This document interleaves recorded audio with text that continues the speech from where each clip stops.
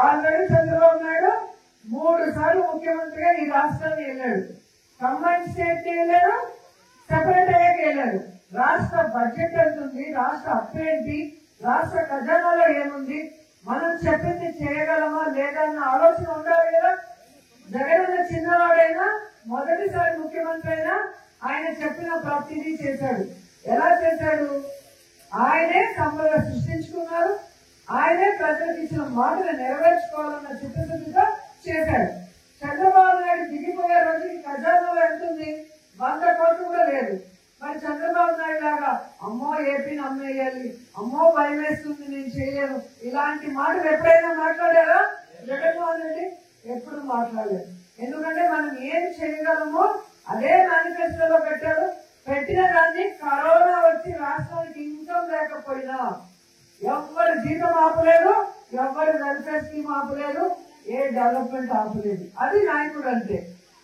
ప్రజల్ని మోసం చేయాలని కంకణం కట్టుకొని మేనిఫెస్టోలో అబద్ధాలు పెట్టి ఈ రోజు పిచ్చి మాటలు మాట్లాడుతూ తప్పించుకోవాలనుకున్న చంద్రబాబు నాయుడు, పవన్ కళ్యాణ్ చీటింగ్ కేసు కింద లోపల పెట్టేంత వరకు వైఎస్ఆర్సీపీ వాళ్ళందరూ కూడా పోరాడాలి.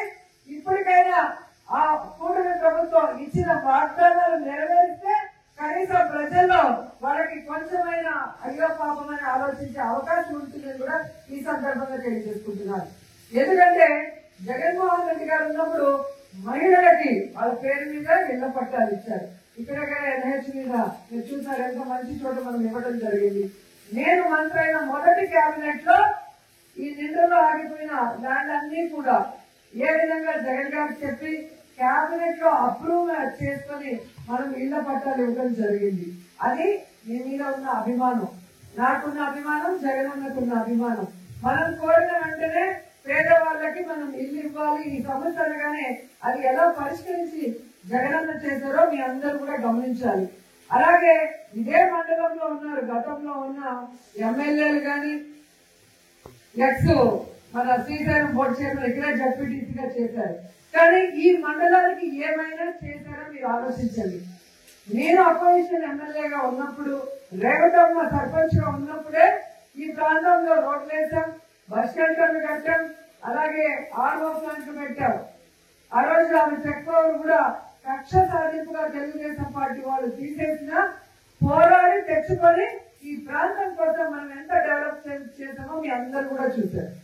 అలాగే ఈ రోజు మన అధికారం వచ్చాక వారింటికి నేను భోజనానికి వెళ్ళినప్పుడు ఆ ప్రాంతంలో ఆ టెంపుల్ ది శిథిలావస్థలో మొత్తం మట్టి దిబ్బగా ఉంటే ఏంటి అని అడిగినప్పుడు ఈ ప్రాంతానికి ఒక ఇంపార్టెన్స్ ఉంది, ఒక వెంకటేశ్వర స్వామి టెంపుల్ ఉండేది, ఆ విగ్రహాలన్నీ ఇప్పుడు చెన్నైలో మ్యూజియం లో ఉన్నాయి, ఇక్కడ టెంపుల్ ఉంటే ఊరు బాగుంటుంది, రోజు నిత్యం దీపం వెలిగించే ఒక టెంపుల్ ఉండాలి అని చెప్పి కోరినప్పుడు మనం ఏ విధంగా టీటీడీలో మరి అప్పుడున్న సుబ్బారెడ్డి గారిని కానీ ఆ తర్వాత కరుణాకర్ రెడ్డి గారిని కానీ మాట్లాడి ఫండ్స్ తీసుకొచ్చి ఆ టెంపుల్ ని కట్టించడం మనం చూసాం.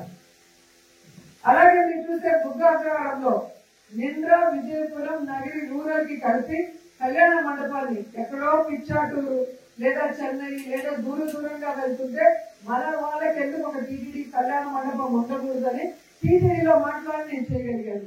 అంటే నేను మొదటిసారి మంత్రి అయ్యాను, మొదటిసారి నేను అధికారంలో ఉన్నా కూడా ఈ ప్రాంతం వాళ్ళు కోరిన దాన్ని ఎలా చేయాలని సీనియర్లతో మాట్లాడుకొని ఆ విధంగా నేను అడుగులు వేశాను. మరి ఇక్కడ సీనియర్ మోస్ట్ ఉన్నామని చెప్పుకుంటున్నారు కదా, ఈ రోజు నా గురించి తిరుపతి ప్రెస్ క్లబ్ లో మాట్లాడుతున్నారు కదా, వాళ్ళని నేను ప్రశ్నిస్తున్నాను, ఎందుకు మీరు నేను రాకముందు చేసుకోలేకపోయారు? ఈ రోజు నేను చేసిన ఏమీ చేయలేదని ఎలా Please subscribe .news.